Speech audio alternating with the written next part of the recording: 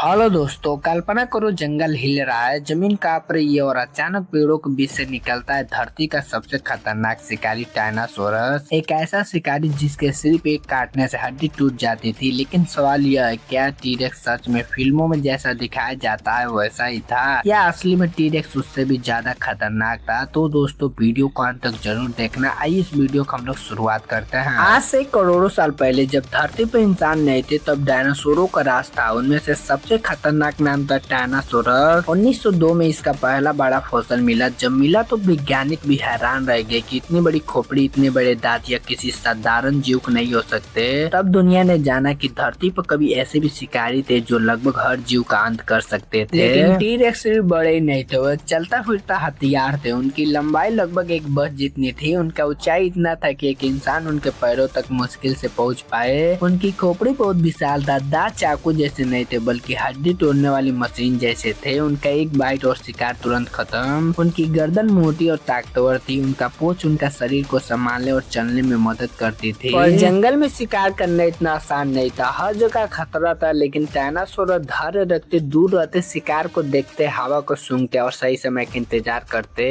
धीरे धीरे बिना आवाज के आगे बढ़ते। उनकी नजर हर हलचल को देखती, फिर अचानक हमला कर देते थे। इतना तेज कि शिकार समझ ही नहीं पाता। उनके जबड़े बंद होते ही शिकार का बचना नामुमकिन था, हड्डियां तक टूट जाती थी। यही उन्हें जंगल का सबसे खतरनाक शिकारी बनाता था। ये सिर्फ ताकतवर नहीं थे, उनकी सेंस करने की क्षमता बेहद ही ज्यादा घातक थी। दूर से खून की गंध पकड़ लेते थे। उनकी नजर हल्की सी हलचल को भी देख लेती थी। उनकी सुनने की शक्ति हर आवाज को पकड़ लेती थी। मतलब जंगल में उनसे छिपना लगभग नामुमकिन था। फिल्मों में इन्हें बहुत ज्यादा तेज दिखाया जाता है, लेकिन इतना भारी शरीर होने को जैसे तेज नहीं दौड़ सकते थे। उनकी स्पीड लिमिट थी, लेकिन उसकी जरूरत भी नहीं था। उनके कदम बड़े और ताकतवर थे, वो पास आकर हमला करते थे। उनकी ताकत ही काफी था पूरे जंगल में डर पैदा करने के लिए। क्या टीरेक्स अकेले रहते थे या परिवार में, इस पर बहस चलता है। कुछ लोग मानते हैं कि वो अकेले शिकार करते थे, लेकिन कभी कभी साथ हो जाते थे। उनकी फॉसिल बताते हैं कि उनकी आपस में लड़ाई होती थी इलाके और खाने के लिए। कई बार दो टीरेक्स आपस में लड़ते थे और जो हारता था वो खत्म हो जाता था। यही उनकी असली दुनिया थी। और उस समय धरती पर और भी बड़े जीव थे, कुछ विशाल शाकाहारी, कुछ खतरनाक शिकारी थे। लेकिन टीरेक्स का नाम ही अलग था, क्योंकि वह सिर्फ बड़ा नहीं था, वह शिकार करने के लिए ही बना था। उसके मजबूत जबड़े और तेज दांत उसे बेहद ही खतरनाक बनाते थे। कई बड़े जीव से बचने की कोशिश करते थे। अगर टीरेक्स ने पीछा शुरू कर दिया तो बचना नामुमकिन था। जंगल में उसका नाम ही डर पैदा कर देता था। यही वजह है कि उसे उस समय का सबसे खतरनाक शिकारी माना जाता है। फिर एक दिन सब कुछ बदल गया। एक विशाल एस्टेरॉयड धरती से टकराया। उस टक्कर से चारों तरफ आग और धूल फैल गई। सूरज की रोशनी धरती तक आना बंद हो गया। पेड़ पौधे खत्म होने लगे, खाना कम हो गया और धीरे धीरे डायनासोर का युग खत्म हो गया। धरती का राजा माने जाने वाला टीरेक्स भी एक इतिहास बनकर रह गया। लेकिन क्या सच में टीरेक्स खत्म हो गए? वैज्ञानिक मानते हैं कि आज के पक्षी उसी परिवार की कड़ी है। मतलब जब तुम किसी पक्षी को देखते हो तो कहीं ना कहीं डायनासोर की झलक देखते हो। सोचो, धरती का राजा खत्म हो गया, लेकिन उसका विरासत अभी भी उड़ रहे हैं। तो दोस्तों, वीडियो अच्छा लगा हो तो लाइक सब्सक्राइब करना न भूलिएगा।